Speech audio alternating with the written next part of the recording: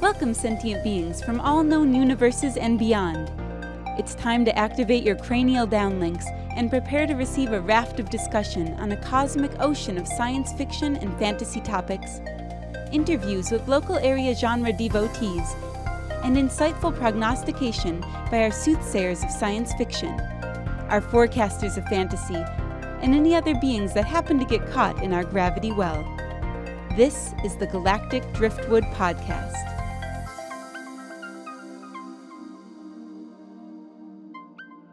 Hello, and welcome to another episode of the Galactic Driftwood Podcast.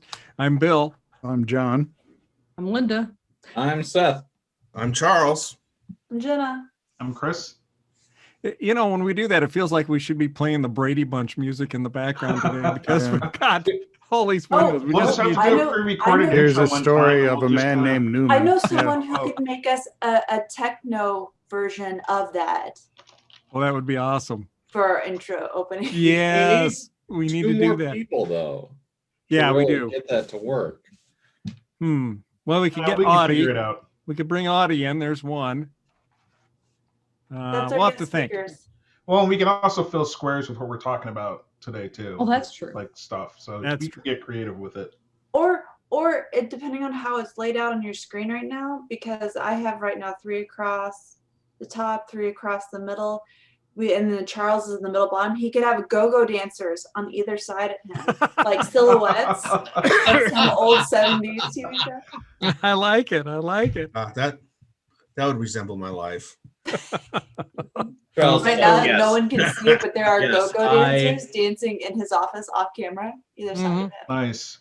So Charles approves. Speaking of things we like, I think we have some awesome things to talk about today in terms of things we like and we don't like surrounding HBO Max's Snyder Cut of the Justice League. Right, you Look are, at you Chris. keeping us on point. Hey, I figured I'd try for once. Chris, that's good. I appreciate that. So, should we let Seth start off talking about what he liked about the Snyder Cut? Because that'll be that's what I like. Yeah, that'll be a short episode. But Bill, that's not a fair way to start for our audience. You No, have to no, in. Like smooth the course, get them prepared first. I mean, well, it's okay. I prepare them with starting okay. with what he liked. Yeah. Well, he doesn't like anything. He's that's like Mikey in Life true. Cereal. Like, that is not true. He may not like as much as he probably should, but he does probably. Hey, you like can't tell something. me how much I. You're not my supervisor. All right, so it did add unlike the MCU, it did not, the DCEU has not had time to build out all these characters. So it is nice to get a little bit of background on these. I don't know quite as much.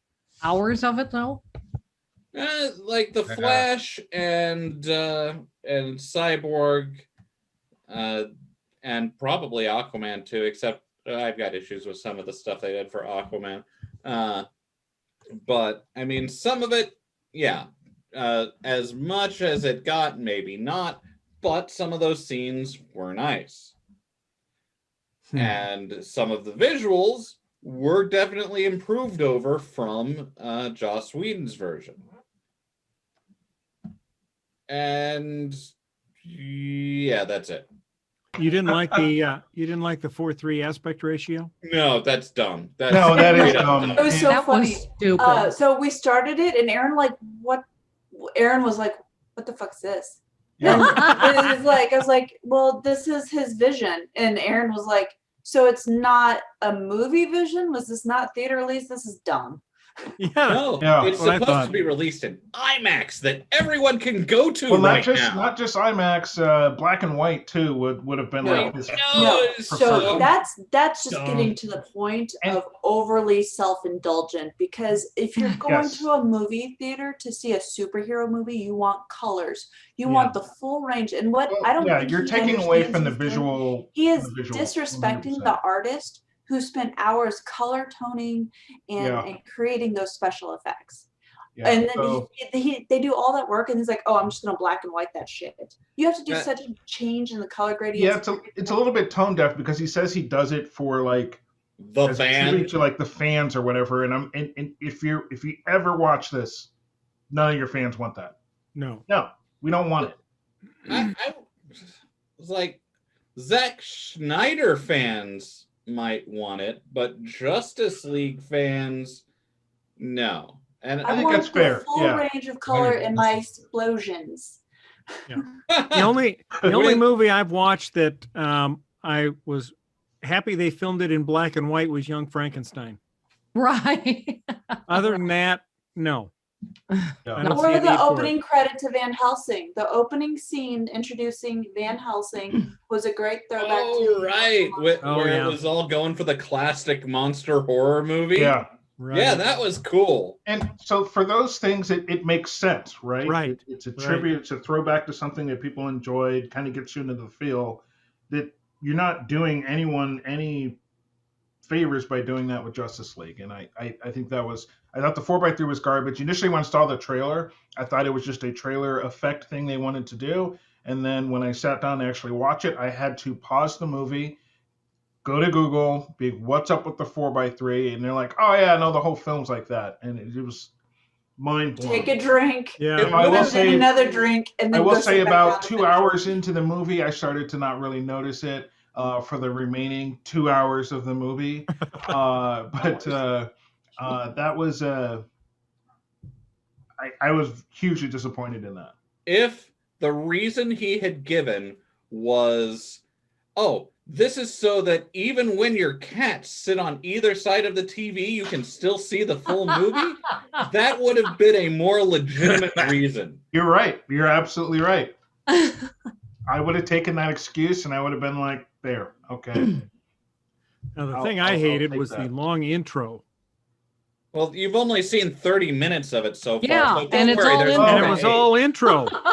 Well, and I think the intro, a lot of that I feel was trying to unscrew a lot of the damage that was done in the Whedon version. Yeah, I agree And with I that. also feel like because I forget who said it earlier, there wasn't a lot of separate movies leading up to Justice League.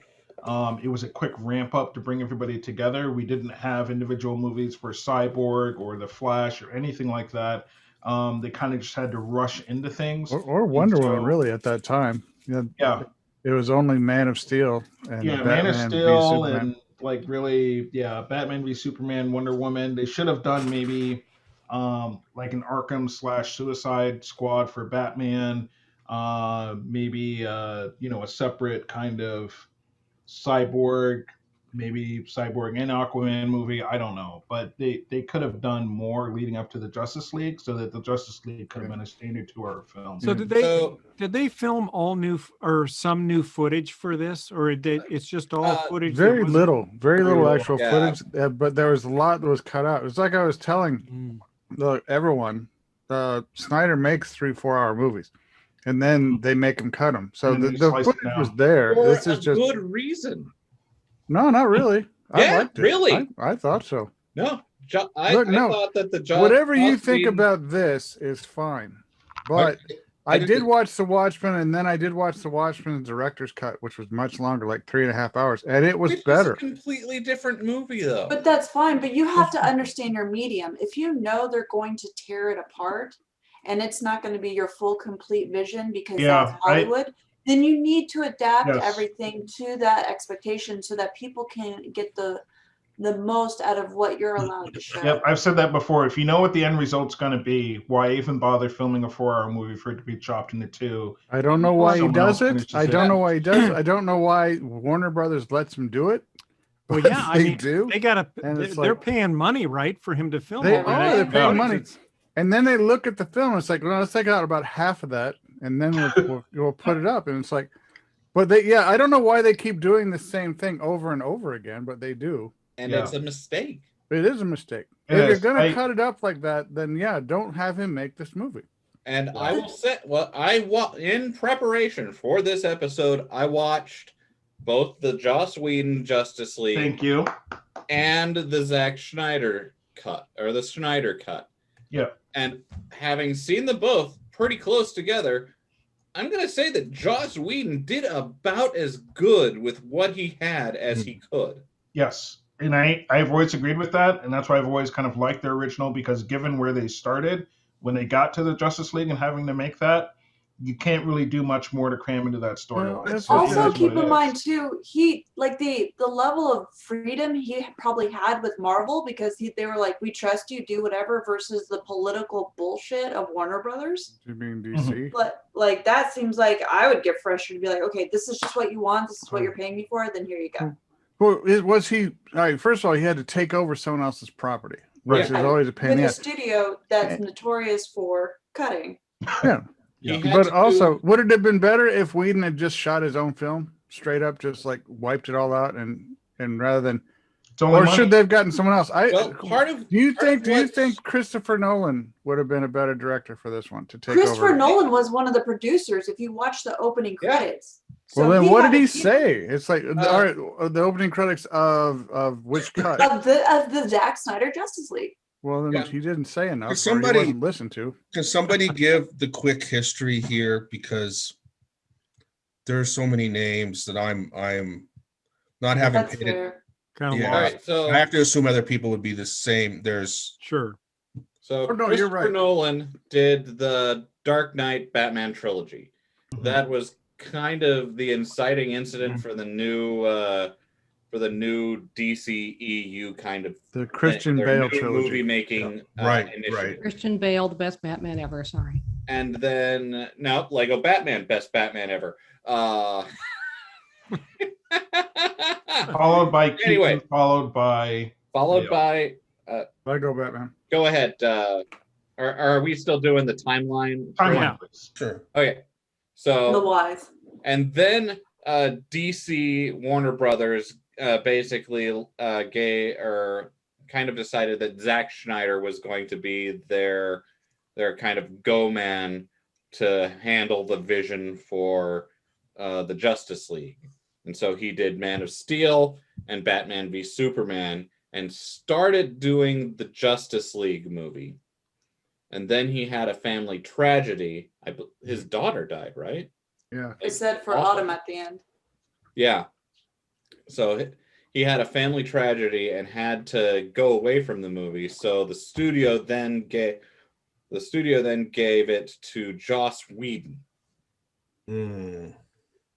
And I mean, reactions to Batman v Superman and Man of Steel were bad. Yeah. And part of what Joss Whedon had to do was do that. Like the studio still wanted to be Justice League to be a good, successful movie, but by that point, all the footage had been shot. And a good deal of the post-production had been done too, I think. Mhm. Like the movie was really close to Yeah, being done. it was but like an Joss Whedon 80-90% did done reshoots, movie.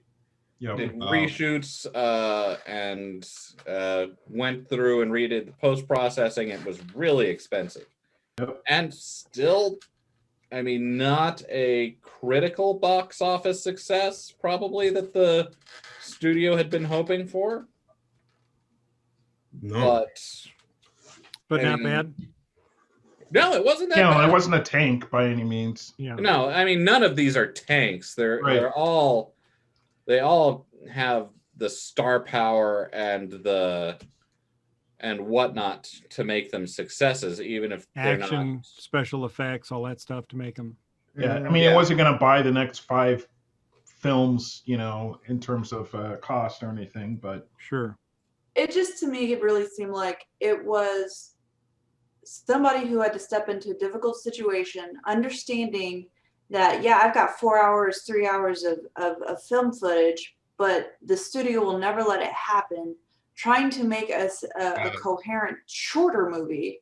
And then when it didn't do well, because it probably wasn't going to be what everyone wanted it to be anyway, being laid down as a scapegoat.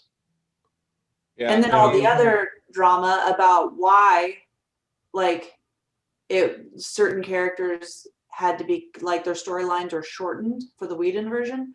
My thing is, we just don't know. We don't know why decisions were made what they were, what pressures were, because these are group projects. Yeah. Oh, yeah. And, I mean, say what you will about Joss as a director / person and everything that's coming to light about him. He could at least make a good like superhero team movie. Like that first Avengers is fantastic. Age of Ultron, kind of suffers from some of the Whedon stuff.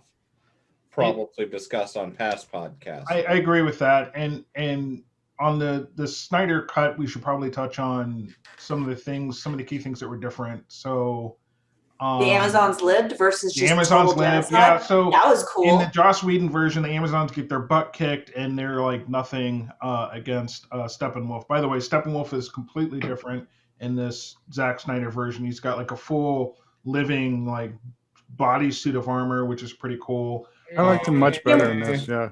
Can we agree That's on not one impressed thing? by it. That, I thought it was kind of unique, but I like the Amazons in this one because they kick butt. They gave him a run for his money, and there was a showdown. There was a fight there.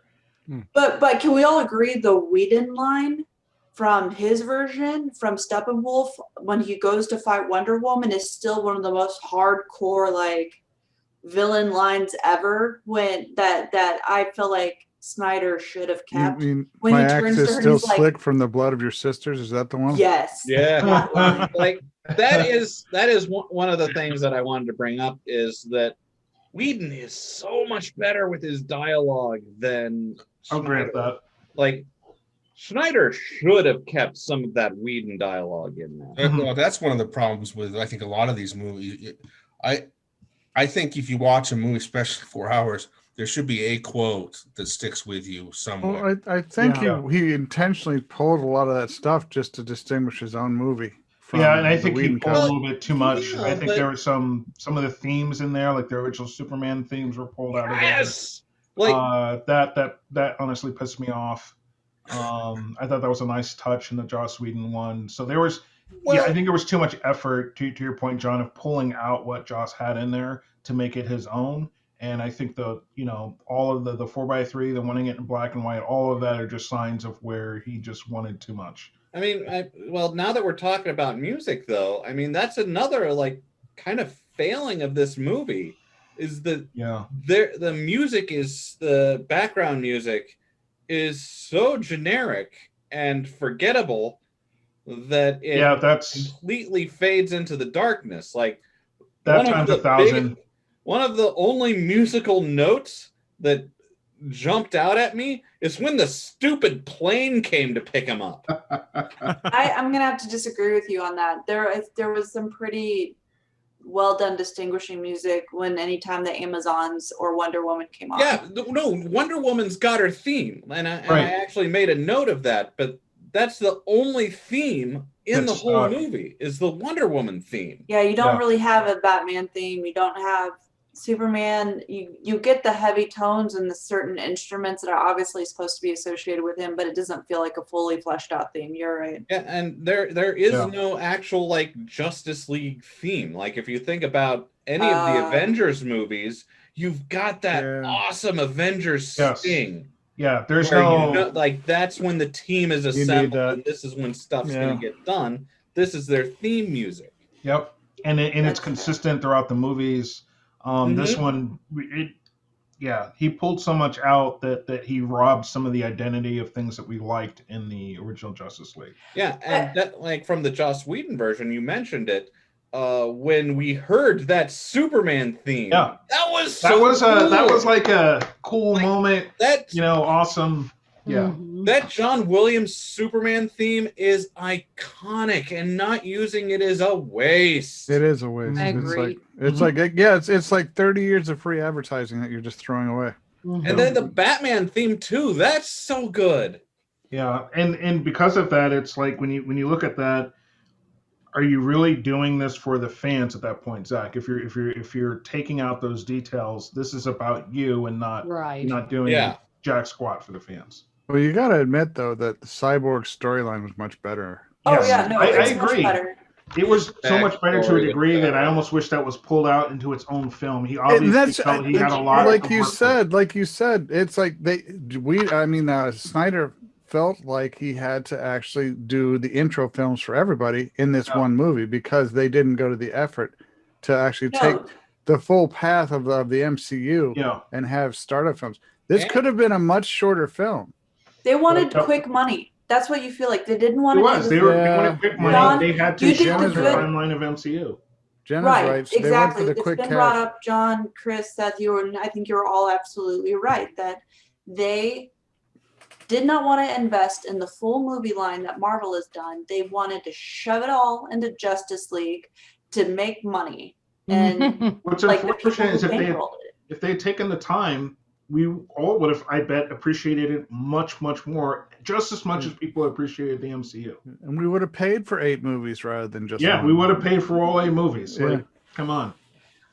And, Take and my that's money. where, like, when you look at the epilogue, it was too much. It felt like too much like a desperate plea to get the studio to let him keep making the movies. Yeah, that epilogue was killer at the end. Okay, so like the Joss Whedon version had that terrible CGI Superman scene at the very beginning. And when they cut that, I was like, oh, good, we didn't need that. But then we had the terrible CGI scene at the end. Like, what were you doing with that? The CGI there was so bad. And what happened Like- at the end?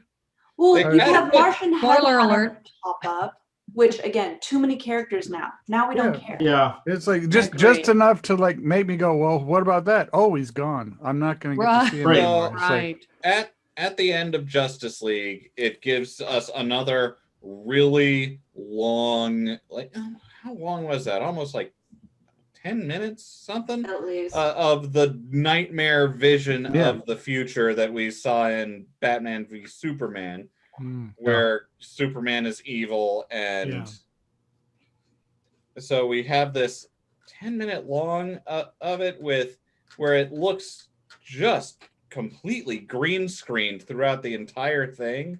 Everyone's popping off the background like they don't belong. They've got a really badly CGI'd parademon that comes in a couple times. And hey, Jared Leto's Joker is in there to not act like any recognizable Joker. well, I mean, considering the cuts they did to him in the Ire cut of Suicide Squad, he actually seemed to make more sense in that 10 minutes than he. Then he did Didn't enough. Yeah. Well, And that again, doesn't it goes speak back well. to not having the time to build up any of that. Plus, his face was always blurred out. Why the heck was his face always blurred out? I don't know. It wasn't blurred out. That was the makeup. It was the way they No, did it was fully blurred out several times Oh, when they yeah, were. several times. Well, I want to know why Mara was there. It's like seemed like just like that's a weird character to have pop up in the middle of the Because apocalypse. she's a survivor in all of Alright. this, and she's there to confirm that vision that Aquaman died actually happened in this universe. Because she's like, I want him to suffer for what he did to Arthur. Well, where's Wonder Woman? Was she dead too, or it's like? Yeah, we saw her funeral. All right, Yeah, so because so she had the coins on the What eyes. is it with Zack Snyder and visions in these stupid movies? so since there's only 3 women in the entire DC universe, Mara had to be there because they killed the other 2. Yeah, Okay, just checking. So It those was- visions things, I almost wish they had a better explanation or consistency if they had done it earlier in the film. So like any of the films having Batman, they could have started those nightmares earlier, leading up to like Batman v Superman, and maybe that's his motivation for wanting to stop Superman because of what he The saw. Suicide Squad. Yeah, they could have started a lot of that earlier, and again, they didn't. So they had to cram all this stuff in there. They could have just cut all that out, almost, frankly. But if I would have actually kind of thought that was kind of cool if they had started, Batman starts having these nightmares earlier in some other silo. Well, he did in Batman versus Superman. Yeah, Yeah, Batman but versus it's still- Superman. But at that point, I mean, he had already had a vendetta against Superman at that point. Because of what happened at the Wayne building and everything from the previous Man of Steel movie. But I mean, having that kind of thing against Superman in that movie, I don't think fully explains it. To Seth's point, that movie was kind of interesting, the whole Martha thing. And to Seth's point on that, I'm sure there's 2 hours of footage on that one too that we could do. We could do a Snyder cut on Batman versus Superman, but God, no. I did Put that out there. Superman. I did enjoy An Batman edition of versus that Superman's was long enough. exploration of collateral damage, and it's truly I did. Everyone understands that superheroes do collateral damage, but Batman versus Superman showed the collateral damage. Oh yeah, no, that's why I want the Michael Bay versus Zack Snyder often collateral damage in some of these movies. So here's something that struck me as dumb from the very beginning of the movie. It's like we get the Wonder Woman intro where she's saving the bank from the terrorists, right? Very little difference between the Snyder Cut and the Whedon. Very cut little, but one big thing was different, isn't it? Like in the Joss Whedon version, she does the whole like wrist clap to the guy. Yeah. In the Snyder Cut, she blows off the entire side of the bank. Yeah. For no reason. Like this guy had just like emptied it. Yeah, Aaron's like, she could have ran up and bent his gun. Like, what the fuck? We already knocked him out or just whatever. like bitch slapped him. He was shooting at kids. I don't want to bend his gun. I was thinking as he's holding that machine gun and she's racing at the speed of the bullets to try to block him. Why didn't the guy just stop and go the other direction real fast? By the time she would have turned around. Aaron's point was like, why doesn't she just, if she's that fast, she could just run to him. Yeah. Well, yeah, right.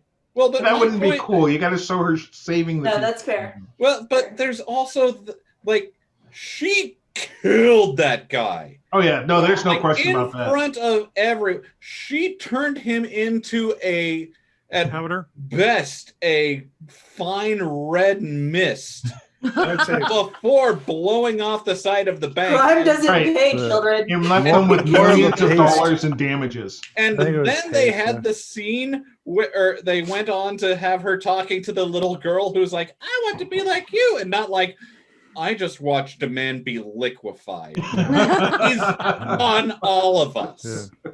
I love the meme though that's been going around like, can I be just like you? No, I'm a god. Yeah. Yes, dear. All you have to do is live for 5,000 years and have Zeus as your father. Yes. Another good line. Live on an island, You think she'd go for younger men? She's the 5,000 years old. They're all younger men to her. Yes, I like that was actually kind of funny. That was funny. That was pretty good. Okay. So all in all, Seth, you liked it. Moment of levity. No, this was something that no one needed. What the hell's that? Oh.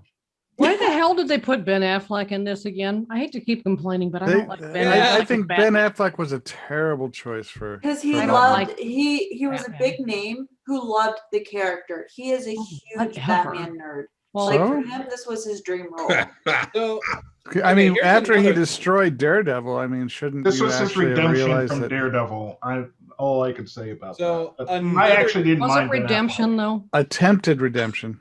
Yeah, exactly. I'll give you attempted redemption. I will. And again, Daredevil was out of his hands. He did the best that he could in the setup and the environment that he had. I mean, that Daredevil was also a product of its time. It was a very superhero movie before they figured out how to do a good superhero. Like Green Lantern. If you're gonna criticize him for Daredevil, you have to criticize Ryan Reynolds for Green Lantern. And okay, if you want me to, you're right. We should do that. We should. I mean, it's like I think we should have a whole Krull Green Lantern episode. Ooh, yeah. and just Just start spanking on both of them for a while. There's the difference between Justice League and the Snyder Cut and Green Lantern, though, is I would watch Green Lantern 2 more times rather than the Snyder Cut 1 more time. Oof.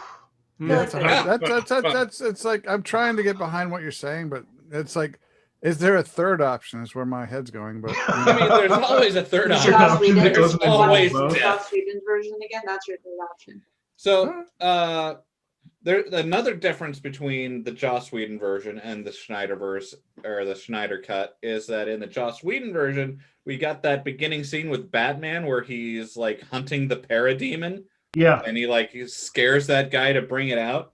Yep. And in that, Joss Whedon actually lets Batman in the movie move like Batman. He does the whole disappearing behind things and all that liquid movement that we see out of the good Batman stuff. And that was cool. I liked it. And then they cut it. Yeah. Yeah. Some of the, again, taking from the things that worked well and just ditching it just to ditch it was not a good call. I felt like Joss Whedon was trying to get Batman back to where repair some of that damage that Snyder had done to Batman and BVS. I think that Batman scene was actually Snyder's, and he cut it out because it was in the Whedon cut. It's like, no, I don't think Whedon shot that. I think it was part of Snyder's original stuff. It's like, no, because Snyder never let Batman be Batman. In that scene, Batman was moving like Batman does in the comics, in the shows. It was classic Batman, and Schneider's never done that with Batman. That might have been Nolan's idea. It was I do appreciate though that he welcomed the fan criticism when the Flash is like, "What's your superpower? I'm rich." See, that one was in both. He did keep that in both, yeah. You can't not keep it because it's you have to call that out for what it is. Yeah. But Batman's more than rich, though. Yes, he is. He's smart, and he crossfits, obviously, from Batman versus Superman. So, did they keep that in both? They kept it in the Batman versus Superman, but they didn't show him doing the CrossFit. That wasn't in Justice League, but in the Batman v Superman, I thought that was pretty cool. This version of Batman is kind of a little more pathetic. He's way more pathetic than Batman in many other interpretations. He's old at this point, though. He's old, okay? He's tired, and he can't take any more steroids. But to that point, they do it that way. To that point, in the Joss Whedon version, he did a much better job of showing him get his butt kicked. I mean, he was in pain, and he knew he couldn't keep this up. I mean, that's one of the driving factors of why he wanted to put that team together. Right. Because he can't do this alone. He doesn't have the strength. The whole conversation with him and Diana, where you see how scarred he is and bruised. He is not a hero, like a superhero. But he never, Snyder never had to go that way, though. He went that way because he wanted to do a retelling of the Dark Knight story and, mash it up with the death of Superman and a couple other things to try and jumpstart Justice League. But he never had to go with old Batman. Do you think... Go ahead. Do you think that Batman not being a super powered hero makes him more relatable? Not more relatable because he's, but he is he's kind of the testament to that. Given unlimited money, even a vanilla human can keep pace with Superman and all these demigods. Yeah, with tech you can keep up, but but. Same thing with Iron Man, right? Yeah, except Iron Man always wins. But it's Batman doesn't always win. No, he does not. One of my favorite introductions to the Justice League is one of the animated movies when and it just it's kind of the same thing. The mother boxes appear and they all have to come together out of nowhere to form a team and fight it. And Green Lantern and Batman are tracking one of the boxes in the sewers of Gotham City, and Green Lantern's just going along, and he's like, "Wait, you're just a guy in a bat costume, aren't you?" And a couple seconds later, like they're in, and then pretty much immediately after, Batman takes the Green Lantern ring off of his finger somehow. And it's just like, well, this is interesting. So you're just a guy with a ring. No. Batman took the ring from Green Lantern, which you're not supposed to be able to do. And the Green Lantern's just like, without his powers, all of a sudden, he's like, how'd you do that? I know, but that's what I'm saying. Guy. Like, he could have made the same joke right there. Oh, so you're just a guy with a ring. Yeah. But like, that's one of the reasons like Batman is so cool is because he's just a guy, but he's like trained in every martial art, and he can like take the ring from a Green Lantern. In one of the comics I read, he like sneaks into the Pentagon at one point, and it's just to talk to someone, and they're like, how? And he's like, couple more computers to bypass. What? See, and something like that could have been used to do more with the Green Lantern. There could have been a Green Lantern movie, a standalone one, where they bring in Bruce at the end, and he kind of does that in a conversation with him, saying like, hey, I'd like you to join our team or whatever, and then maybe Green Lantern blows him off, and then when Batman takes the ring, he's like, oh, maybe there's something more to this guy, end the movie, go on to the next one. There could have been much more work done building up to the Justice. There is a rumor that there is Green Lantern footage that they did not put into. Yeah, there's supposed to be a Green Lantern cut now or something like. Oh no! Yeah. I refuse. Not kidding. Not unless it's Ryan Reynolds. Oh no, it would be Ryan Reynolds. I refuse. It was Ryan Reynolds. Yeah, he's supposed to be in Justice League. So there's a lot. And Seth, to your point, like I would have loved to seen a scene like that because it speaks volumes. And yeah, like Batman deserves to be able to shine. Just yes. He's the one who's a step ahead of everyone else. Mm-hmm. Well, then they should have put Christian Bale there rather than Ben Affleck. Yes. Thank you. I mean, yeah, they had a ready-made Batman. Exactly. They did. They 3 successful movies ready Batman. Agreed. And what they should have been doing was the Ender Stings at the end of. Well, I guess I didn't really know they had a huge thing with the Nolan trilogy until like the end of the second one, but they could have been doing some stings or some background building in the Batman movies to like reference Metropolis or Superman existing or Legends of a Wonder Woman. Yep. Well, DC is not good about tying its properties together. It's like they had a whole television empire. And yet they didn't bring those characters onto the big screen. And they should have. They should have, because it's an audience. It's a built-in audience. Everyone would have come to see it. They didn't use the Dark Knight trilogy and make Christian Bale Batman. They didn't think it through. They just never actually. They need a Feige.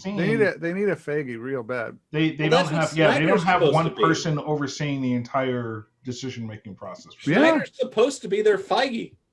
But well, that didn't work out. No, it didn't, because his whole vision is, hey, what if Superman was the villain at the end of all of this?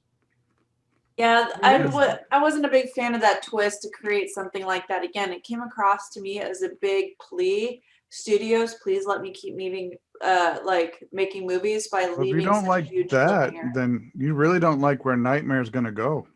Because it's like Superman. I don't. If it's getting made, because the whole thing is like they're saying it's probably not going to be. Yeah. Yeah, but the fans are like really ramping it up. No, the Snyder fans are ramping it up. Yeah, it is. So the Snyder fans are ramping it up. The Snyder fans are very different, I feel, from the DC fans. John, what is Nightmare? It's basically Darkseid takes over Superman. So no, it doesn't take like we get to see a vision of this happening. Is basically like Darkseid is attacking the world and he's killing the heroes, and then we see like the obvious villain, like Lois is dead and Superman is like cradling her skeletal remains, and then Darkseid comes up behind Superman and rests a hand on his shoulder, and he's like, See, wouldn't you really rather be a villain with me too? I'm sure that now you're very sad about Lois, that you can be bad and kill everyone that you also love now. And Doesn't that respect make and your sense? That friends. makes sense, right? You sounded Yeah. like claymation Santa, man. It's like I don't know. That's some weird stuff there. So would we want to see them finish whatever the vision is for Zack Snyder? Is it? Oh. I don't another trust horror them movie? to do it right. Anybody? I think they're going to cut it short again. Man, like every single Snyder watch movie it. has been devoid of joy and fun and color, and then he made a black and white version to make it even more colorless. I love it. I love this. I love the Snyder Cut. I did. One not thing gonna about lie. a black and white version, Seth, is you can't take much more color out of it. No, next, Justice is black. It's just like black on Just black. a black Straight screen black. with audio. So here's where I struggle with it, right? I can't stand not finishing any of these visions that are out there Right. and getting through the reboots. And Yes. it seems like they're already maybe looking at that. You've got Patterson stepping in as Batman now for another film coming out. And I'm just like, are we going to No. replace Superman again? What are we No. going to do? I enjoy the different takes on films, but if we're going to go the Justice League route, if that's really what we want, something's got to be fixed. Either finish this and call it good, and go back to doing your independent films for each of them, and don't ever try it again. The route that WB wants to go is individual movies with no interconnection. Then that's fine. I'm okay with that. That's how it kind of used to be. And just walk away then and start over. Well, Standalone movies straight across the board. Shazam, Aquaman, the future Wonder Woman. I can live with that. Shazam honestly. is fun. Yeah, but aren't the Shazam is fun. interconnections? Doesn't that make it a lot more fun?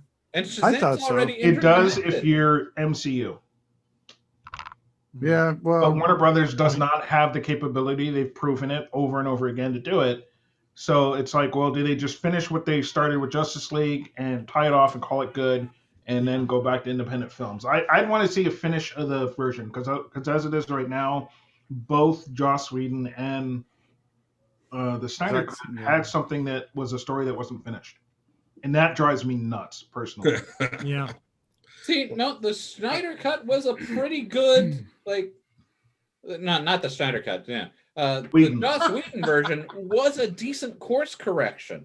It was. I'm not saying it's not, but it also had a lot of things in there left to be explained and some loose ends that never really got closed. I think it was the best version out of the two in terms of the story, but the Snyder version really wasn't, in my opinion, worth releasing unless they were going to commit to a road going forward.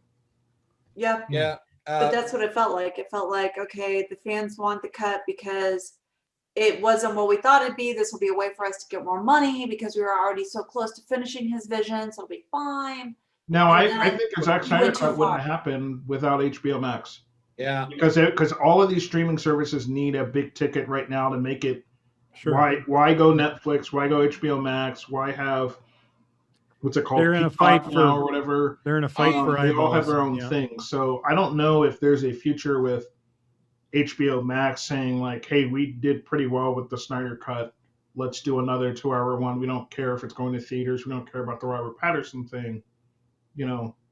Robert. I think like for the money they spent to do the Snyder Cut, they could have done something like Disney Plus is doing and released a smaller live action series that built on what they already had and course corrected a bit further. And they still could.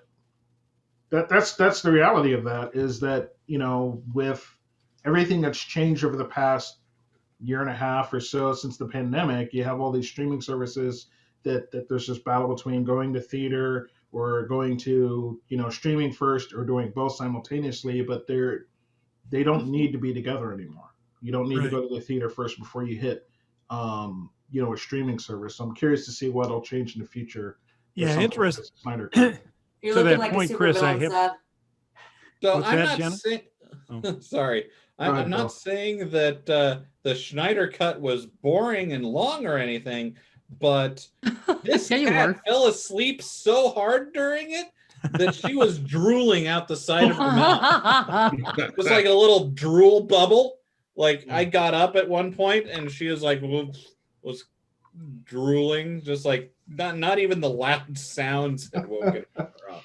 But to that point, Chris, interestingly, I have seen some commercials lately for some new movies that are coming out, and they specifically put on their only in theaters.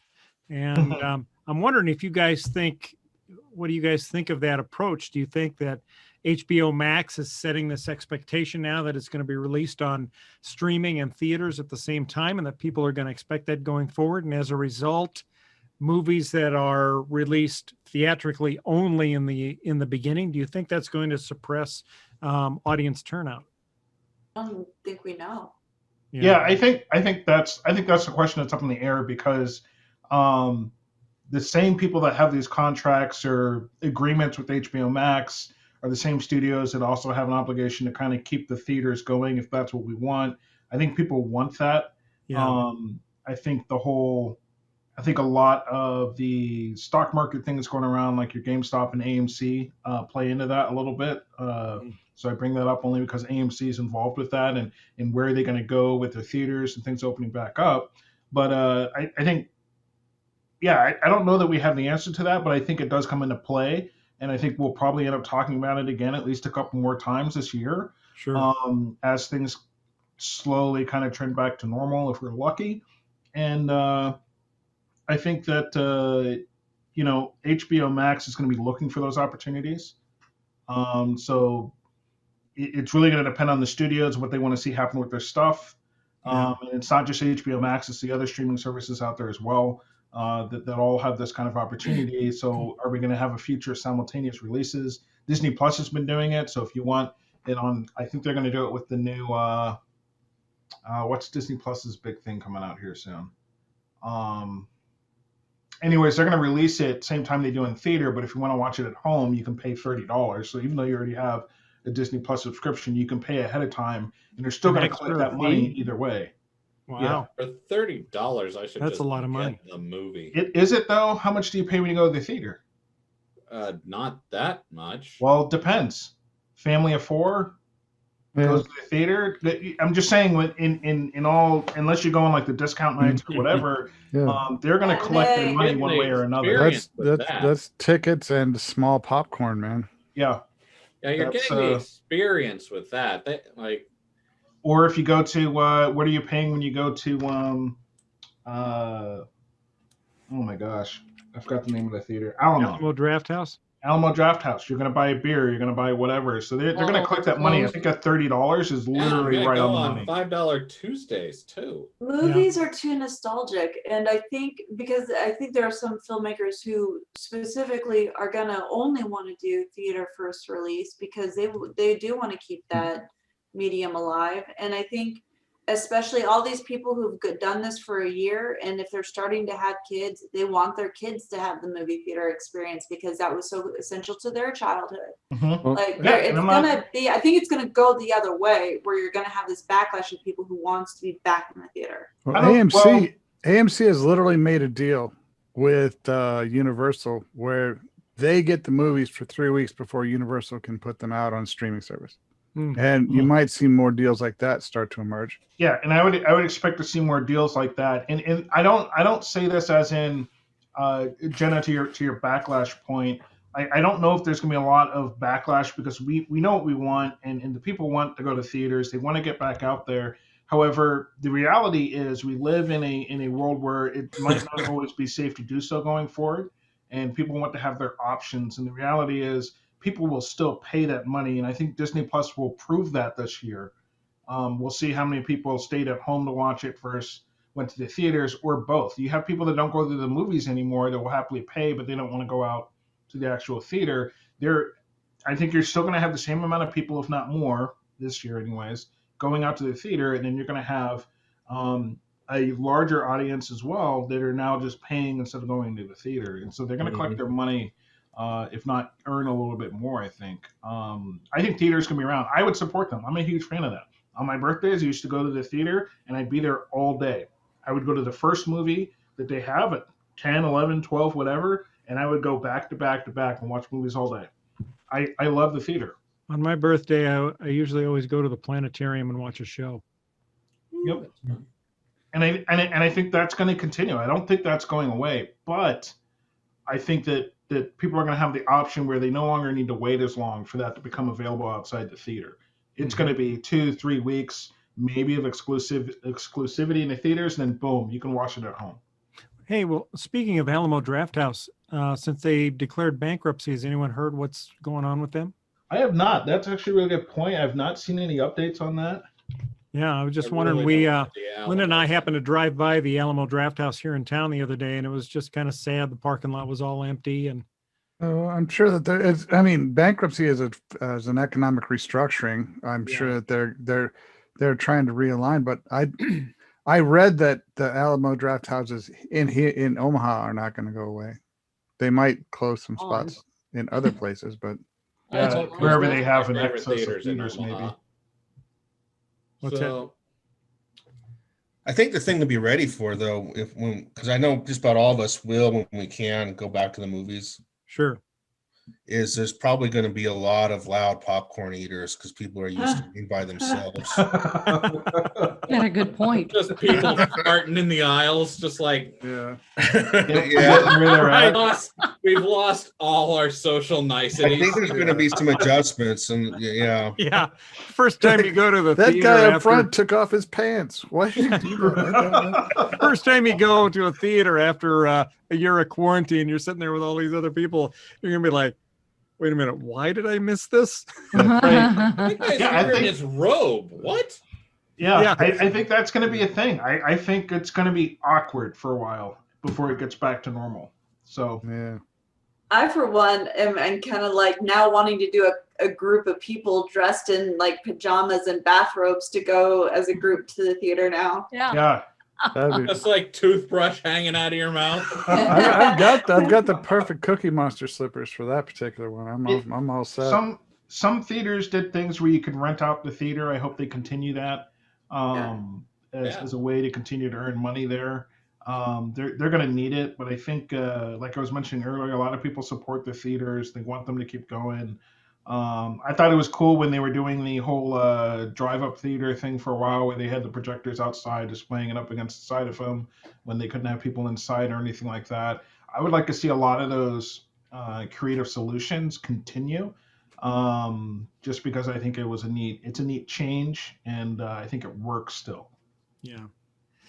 Well, what do you guys think about the possibility of another Last Starfighter sequel coming? I want one so bad. I'm all up for that. Yeah. I will take either a sequel or this is one of the few that I will take a reboot plus a sequel. Right. Sounds like yeah. I mean, if they produce it and they do a good job and it's popular, I could see sequels in it. I think you'd almost have to do a reboot because the special effects are so dated on the original. And no one really how many people know The Last Starfighter? Probably not many. Now I will say though, the movie is really, really it's shorter than it should have been, and I watched it a couple years ago. It wasn't all that great, but it was still good, original. I thought it had a lot there to work on for a reboot. I think there's plenty. Oh yeah, there's stuff there. So if they reboot it though, since arcade machines really aren't the cultural touchstone they were when the first one came out, it'll be an app. Load the software into random PS5s or Xboxes, and that way you actually get PS5, PlayStation or Xbox to be part of the partner. Then they get a whole team of people. I don't know. Yeah. I wouldn't say Why that not? Because I wouldn't say you need to change that because we don't have an issue, I think, today setting the time period, so they could still set it back in the same time that it was. That is. Well, that or get the or it's like a 3D. It's the 3D glasses. They're a 3D glasses company, and they're trying to see who's doing the best game in the world. There we go. That would be a fine premise too. If they could figure it out with Tron, they can figure it out with the last. But they didn't. They didn't figure it out with Tron. They did. They tried, but they didn't. They tried, but I think it can be solved. Whether or not they do it right, I don't know. But I need to listen to that Tron soundtrack again. That was good. You still have an arcade game. That's why. Too bad they're broken up now. But why'd you got to bring that up, Chris? I'm sorry. You gotta hurt us like that, Chris. Too soon. Sorry, Charles. You were saying something. Oh no, it's just, but it was. I think you could have an arcade game still because he was in a trailer park in the middle of nowhere. That's true. You know, yeah, and it can be like a guy who collects them. A guy at my work. He actually he buys. It'd be nice to see he him still come buys back, arcade actually. machines, pinball machines, and it's his whole basement. You know, it's just gaming things. There's still those fans out there, so I think you could still put an individual out there that still has those things to still make it relevant. And there are still arcades. I mean, there are arcade pizza places and all that. Could you do the same thing with an app on your phone? If they deployed an app, because it would certainly reach more people. Well, but part of the original movie was like that the arcade machine kind of the controls resembled the controls of the spaceship. Resembled that. So unless like the ship is piloted like this. Yeah, and I would argue don't go the app route. Don't do any of that. Bring. I think it's an opportunity to bring back maybe like a retro arcade thing, and there's going to be a manufacturer out there that would be happy to do it. And they can have a console version of it or whatever, but they should sell maybe a limited run, 10,000 of these or whatever when they come out with the movie. I think there's absolutely opportunity there, and they should. Well, these were put in arcades. Where would you put these now? So popular right now. There's still some arcades out there, and there's people that, like I said, put them in their basement. There's still places for these. You don't need a place in public because that's not going to go well right now. I don't think over the next 2 or 3 years of selling that to people. So it can still be in an arcade form, and you can still have a video game of it that can be played on a phone or an iPad or whatever, or the PlayStation or Xbox. But I don't think it should be. I don't think it should be marketed that way because it's just another. I don't want it to turn into a video game movie. I think we all agree. Because they always F those up hardcore. We all agree that it can be done. We all agree that it should be done. Mm-hmm. It's like this is something that should be pursued. It's like, but yeah, it's like I am all down with that. Do you think there should be a remake of Krull? I was about to ask the same thing. See, now Chris missed our show where we did Krull, and then I was talking to him, and Chris is a fan. I like Krull. I really do. Yeah. I don't know what the problem is with it, and I don't think it needs a remake. Oh, me either. I don't think it needs a remake either. I don't Probably think not it needs for the same reason. Take it for it's good and bad, right? I will equate Krull. I'll equate Krull to. I'm not saying it's as good. Don't get me wrong. To like the Princess Bride, just leave it be, right? Don't remake it. Don't recast it. You just committed some kind of weird ass blasphemy by just using those. Bride is a Princess Bride and Krull in the same sentence, man. That's I'm saying in terms of originals, it should not be touched. Labyrinth. I'm not saying that it's as good or on the same level. I'm talking about movies that should not be remade, and Krull is one. Like Young Frankenstein. Oh, stop with the Young Frankenstein. I like it. I agree. I agree with Chris that it should not be made. In fact, this is one movie that should be unmade. But here's a fun one. Oh, that's going too far. What if they rebooted Lex? What? You guys don't remember Lex? Jenna, you are one of the chief fans of Lex. No, Lex was. My experience with Lex was late night on like Sci-Fi, and it's like. It's strange. It's honestly just mind warping. Really, it was a Canadian-German collaboration in terms of a TV series that really broke a lot of norms. It got into a whole bunch of things of gender identity, sci-fi. That's really exploring all sorts of crazy futuristic concepts that were generally really dark.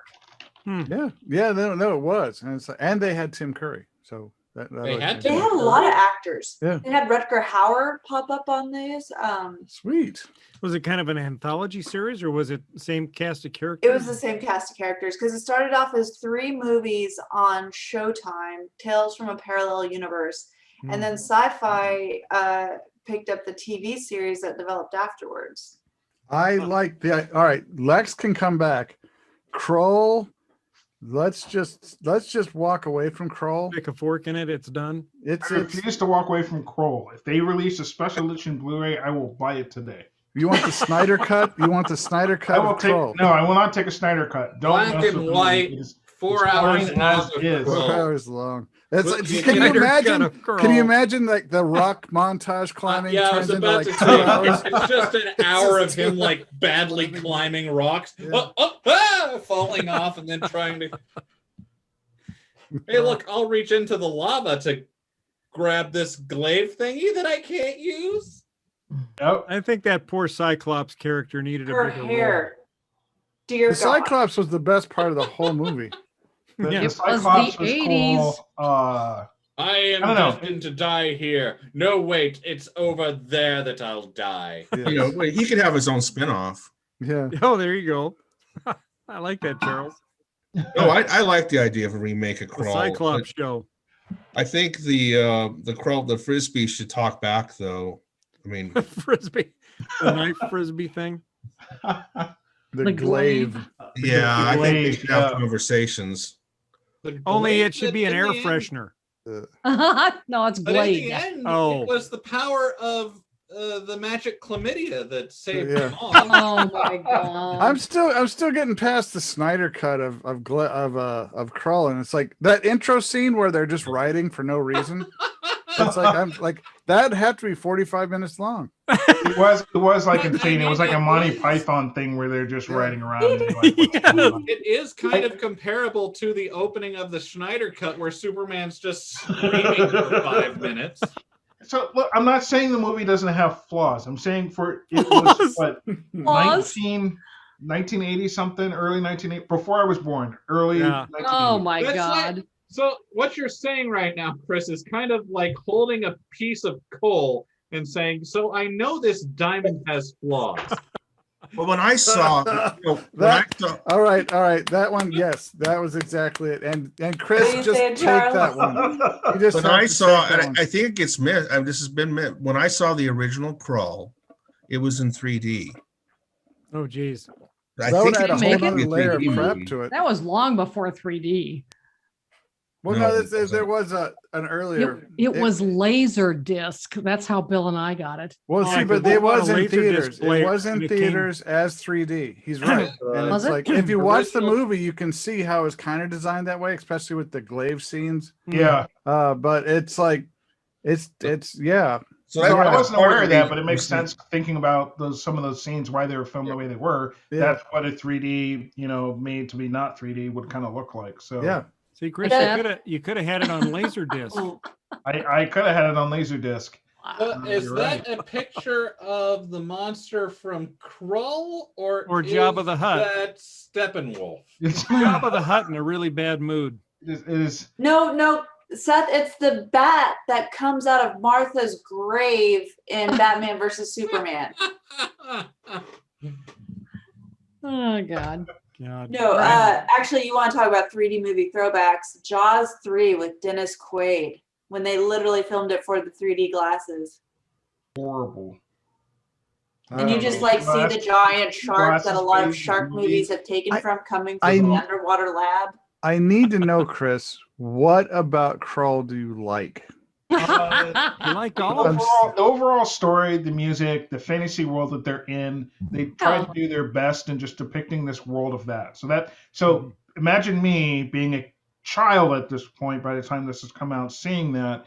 I can get pretty involved and engaged in a world like that. So I feel like does Benito it would compare agree to with you. things that we have today? No, but I also don't think we're getting any type of fantasy movie that comes close to fulfilling that, short of like Lord of the Rings.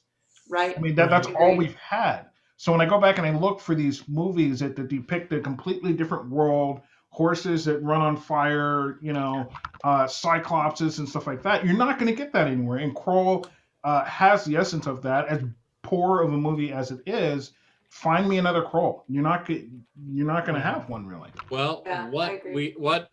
Hollywood needs to do is freaking read some books and I have adapt one word- some new So- books. All right, one word answer for Chris. Willow.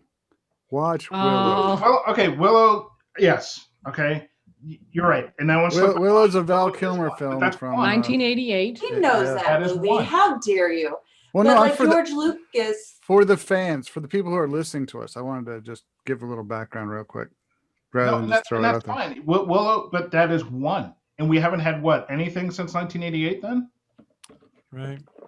I mean, no, you like I said, you've had Kull the Conqueror, you've had Momoa's Yeah. version of Look, Conan the Barbarian. do you really? But We no, could you do a whole haven't had show. lot of, We could do a whole show on the mistakes. mistakes of Kevin Sorbo.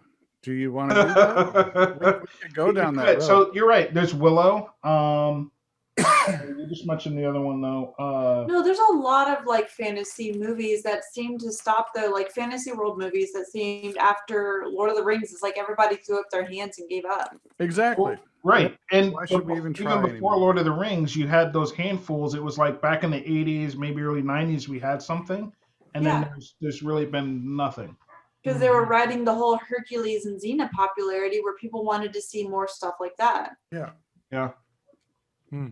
Which is it is what it is. But I mean that's why I like Kroll, because it was kind of the, for me it was one of the earlier on movies that had that kind of stuff. When was the last time you saw it? Maybe 3 months ago.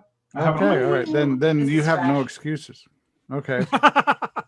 You have no excuses. Look, if you're going to give me such shit about me not enjoying Is that Snyder English? stuff while you insist that you can enjoy it, you gotta let Chris enjoy Kroll. I'm still piecing the syntax together from what you were saying, but I think yes, I do. I have to let you like Kroll. It's, in fact, I want you to like Kroll for me. It's like, and I think there's a lot of people that want you to enjoy Kroll so much that you can enjoy it for them too. So, John, if you were strapped into a chair and forced to watch a movie and you had a choice between Krull and Beneath the Skin, what would you choose? oh, I'll take it's straight up, Scarlett Johansson straight up. every Give me a time. Glaive, baby. Give me a Glaive. Okay, I'm watching Kroll.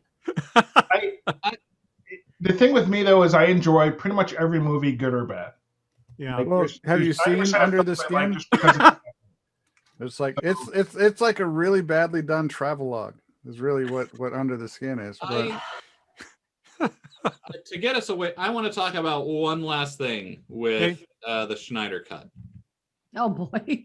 So I feel this has been therapy for you. You have literally, you've let it all out. You have released because the therapy demons. means got more. absolution, and there's a lot of text string from Discord that shows Seth will never be resolved with Wait, it. two more things I want to talk about. Yeah, okay. One, what the hell was up with that opening Aquaman scene and the singing women and the woman who just like sniffs his shirt? She wasn't know. important. Why was that part of the vision? I don't know. Exactly. It was pretty weird. Yeah, that was a creepy part. That was could have been creepy. cut. It should No, have it been was cut. showing how they worship him kind of as a like a folkloric demigod. In a He creepy wanted way. to jump his bones. It didn't matter. Yeah, and then Like, that too, the bone Obviously jumping thing. could have been cut. Bone Like, jumping. the way we're focusing on that woman smelling his shirt, it's like, okay, maybe she's in love with him. Maybe she's going to come back. You later. know what that means to me? That means that there's more B-roll on the floor, and we're gonna get another Zack Snyder No, cut. stop. We're gonna have to add on. Oh, that. It was actually supposed 8 to be hours. a 6-hour movie. Point two, Seth. Second thing, at the end of Man of Steel, like when he breaks Zod's neck and we get that whole long drawn out no from Superman, and then at the end of the Snyder Cut, this is only a couple months later, they freaking just behead Steppenwolf and send him Wonder Woman and beheads. everyone's like gathered together at the end, like we fucking killed that guy. Hey, no, like I kind of appreciated the message that Wonder Woman was sending. She wasn't just sending him through; she was sending him through headless. Like, don't come back. Yeah, I mean, That was a straight up Woman, I get that, MS-13 but- moment right there. but Superman should still be like, oh god, fuck guys, We killed that guy. you weren't supposed to do that. I Things mean, have I know I changed since took you off a died. piece of his hammerhead, his hammerhead shark thing going on, but I didn't fully kill him. Yeah, we weren't gonna kill the guy.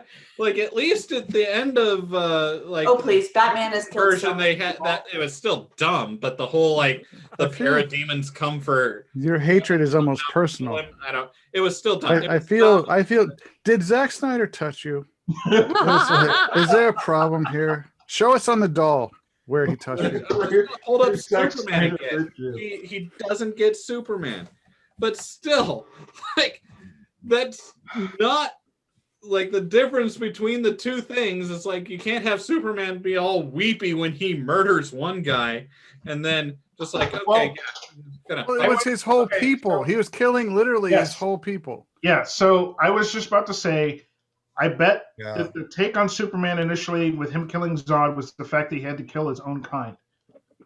And the last of his kind. Zod was the last Kryptonian. Asshole to him. Yeah, but he was still the last Kryptonian. Yes, he would have rather not had to kill Zod, I bet. And he knew his father. It's like... Yeah, it's his last link to his actual family. Yeah. Like... He knew Jor-El. Like, all he knew was that Zod was some asshole who came to kill everyone he knew. And and the only way to stop him was to kill him. Like that was the whole Superman killing was supposed to be the whole dark point of this stupid movie. And it crushing him that he had to kill.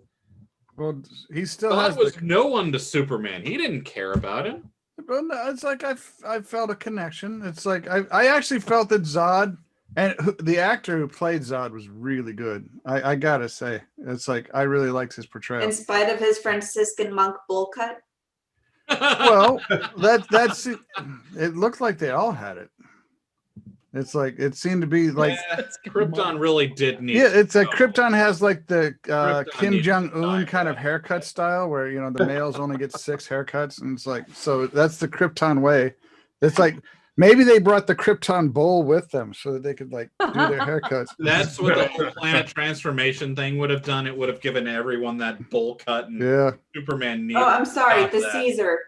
It just felt really way more pronounced when you see his body in Batman versus Superman than that. Yeah. Well, his hair was wet at the time. Fair enough. So, but it's no, I felt that the death scene was a little was perfect for what I thought he was feeling. It's like, but this is.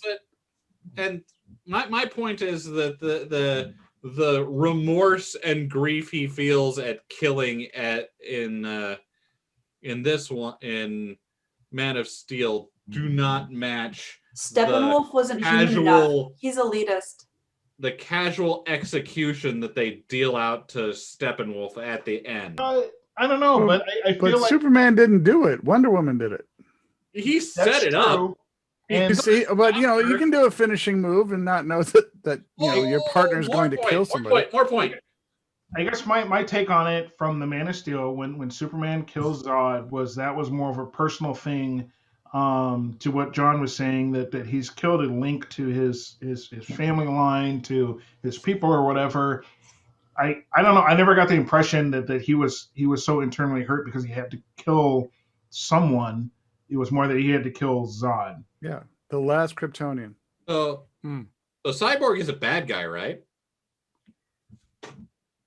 He's got this unprecedented power over all the financial institutions. He has the ability to do that. Yeah. His father it felt like the intro his father set up was more that this guy should be a supervillain, not a supervillain. Like he is like the villain for what he chooses not to do, because he's looking at the vast distribution of wealth, like at all of the people who have all the money, and he can just fix it like this, just go, okay, Jeff Bezos, you have $10 and all of your workers now have your distributed money. But that would be the wrong thing. That would make then how do you keep the system that you love? Because if you do that to Jeff Bezos, potentially then you destroy Amazon. You're not going to get your free show. And although Jeff Bezos has too much, capitalism requires inequality. You cannot have a world that has capitalism. I don't think it makes him a villain for not doing it. It's the fact that he can do something about it, and they show that. They show him with somebody who needed help, and he takes a moment to address that. With one person, but he could fix the whole thing. But why introduce it? The movie's not about that, though. Yeah. Why introduce it? Why give him that? That's fair, but they're giving perspective on what reaches of his powers that he has, and it shows his character by so he has access to this. What would he do with it? Okay, so he's going to help this person, gives them a little bit extra money so they can make the rent payment or whatever, and then they move on. I don't think. And besides, he was just getting used to his powers. Maybe he is going to do that at some point. You know, you don't know. That movie. That movie. They made that movie. It's called Mad Max, and that's exactly what you're going to find if you try to make everyone completely equal economically. No, not in a completely capitalist society. equal. Just like. Well, I don't know.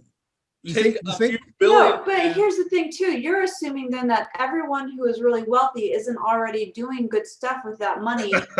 So I think they should make Lex Luthor a Marxist. Okay. And Lex Luthor. And Seth, you're losing the perspective that you're wealthy to 95% of the world. So that person may think you need to be taken down from your wealth.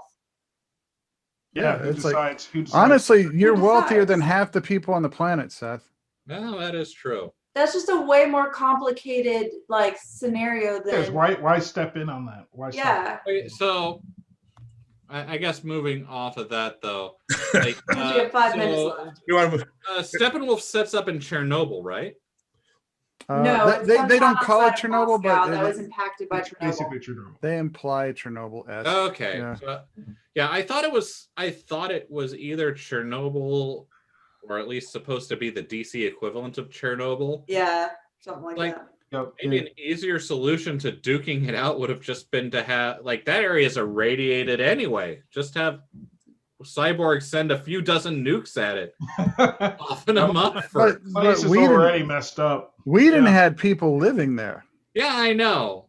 It was like, that wasn't a good part of Whedon's, really. No. Like, this thing we are all irradiated, but the bug things that came to live here afterwards were the bad part of living here. Yeah. The parademons. Yeah, that made it suck. I was kind of starting to get used to the radiation and then the parademons came. I mean, how else are we going to become superheroes if we don't live with the radiation? Right. Well, that reminds me of a Family Guy where Adam West tried to get superpowers by rolling around in toxic waste. Yeah. No, you have leukemia. Yeah. All right. Well, we got to wrap it up here. We got a hard stop at 11:30 today. So got a lot of good discussion. We need to take a final vote. Yes. Joss thumbs Whedon up or thumbs down on the Snyder Cut?